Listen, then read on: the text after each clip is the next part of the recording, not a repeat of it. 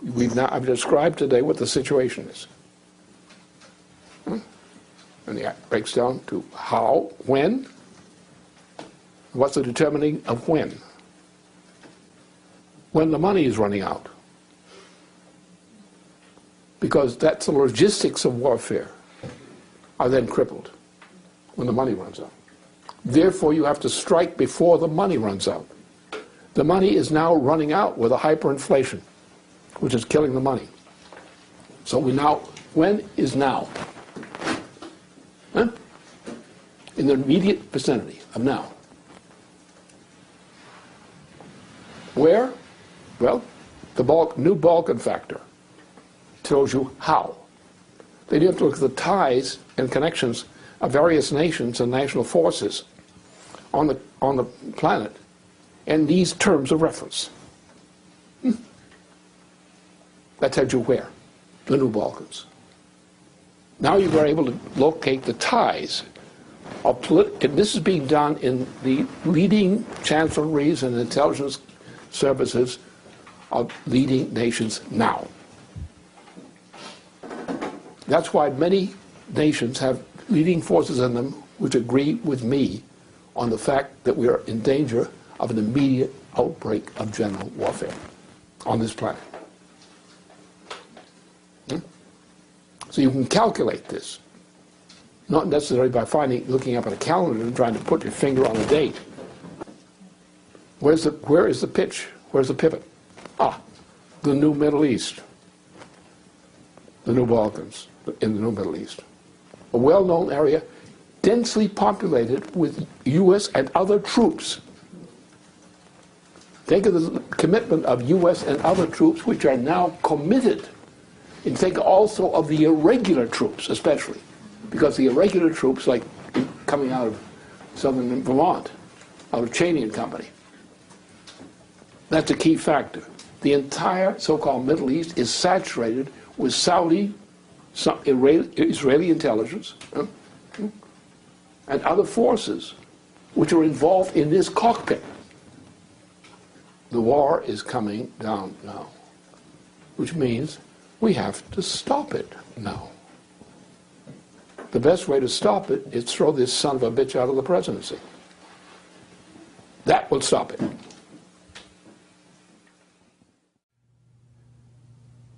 Every nation of the transatlantic community is bankrupt, the system as a whole is dead, and the necessary reorganization in bankruptcy which is required to save the people will not happen with Obama in the presidency. With the disintegration of that transatlantic system, the British Empire is looking to break up that stability which does exist in the Eurasian community, which is centered around Russia and China. The goal is war, a world war including the use of nuclear weapons. A United States under an Obama presidency is building up to lead that effort. He must go now. It is clear from the happenings in Europe in the recent period that desperation and chaos has set in.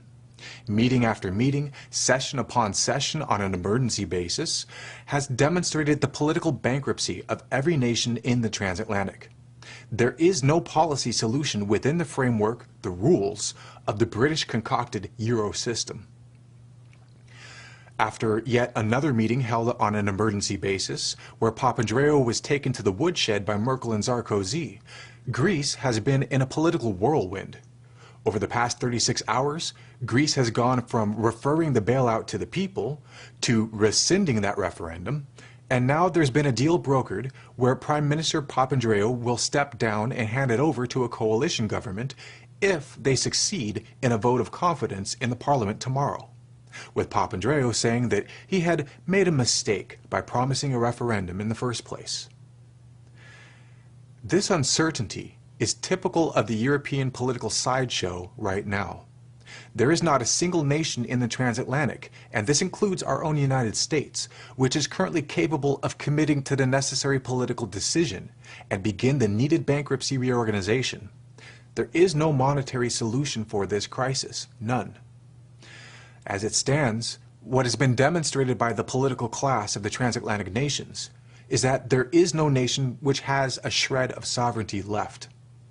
as it stands, every nation is dutifully playing out their role within the framework of the British system of financial empire.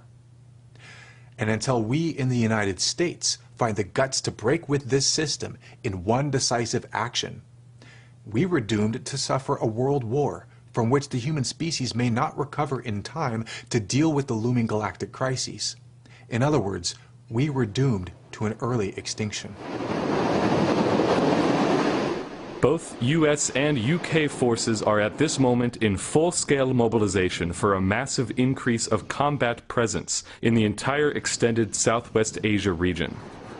Military sources report that Obama is currently mobilizing a surge in ground troops in Kuwait, augmenting the current force of 23,000 to at least one full combat brigade. Add to this the current troop presence of 100,000 in Afghanistan on the border of both Pakistan and Iran, not to mention the stay-behind force of private contractors and intelligence operatives in Iraq. The U.S. has troops also stationed in multiple countries surrounding the Persian Gulf. In Bahrain, Marines and U.S. warships are stationed at the permanent base of the U.S. Fifth Fleet. On top of that, 3 nuclear-powered aircraft carrier groups are currently deployed in the international waters surrounding the region, 1 in the eastern Mediterranean and 2 in the Persian Gulf, all equipped with extensive missile launch systems within striking range of not only Iran and Syria, but also much of South Central Asia. Put this together with the missile launch capability of U.S. ally Israel, which is currently completing its arsenal of land-based, sea-based, and air delivery nuclear missiles. Among these is the ground-based Jericho-3, which has an intercontinental range of 4,000 to 6,000 kilometers. At the same time, Israel is expanding its nuclear-tipped cruise missile-enabled submarine fleet, purchasing 6 Dolphin-class submarines from Germany earlier this year. On top of this strike capability, the U.S. is integrating with Saudi Arabia the command over the air and missile systems for the full Gulf region in the new so-called security architecture with the other nations in the GCC: Kuwait, Bahrain, Oman, Qatar, and the United Arab Emirates. And add to this the covert drone bases in the Persian Gulf and the Indian Ocean region. These new top-secret drone sites, run not by the U.S. military, but by the CIA and the Joint Special Operations Command, can reach targets stretching from the Horn of Africa to the Arabian Peninsula and all the way to Pakistan. The evidence is clear. By the sheer mass and configuration of the cumulative buildup of U.S., British, and Allied forces in this region, there is no denying that this surge in combat presence is not intended for merely an isolated strike on 1 or 2 target nations. But this is a coordinated mobilization on the largest possible military scale. The real targets in this British Obama drive for war are principally Russia and China, and implicitly the rest of Asia as well. This is a full-scale commitment to an attack on the entire Eurasian continent. And it's a military operation with a full panoply of every kind of weapon for general warfare, essentially a nuclear warfare capability, with all components: submarines, ships, a vast accumulation of U.S. troops in that whole region, with auxiliary side in. You're looking at World War III.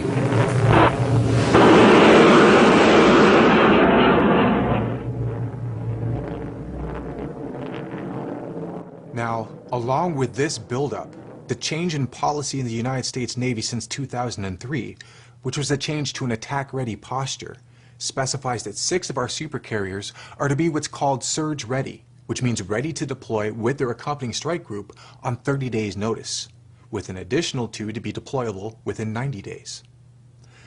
What's being prepared in addition to what's already been deployed under President Barack Obama? Pull the plug on this presidency and we can avert this nightmare.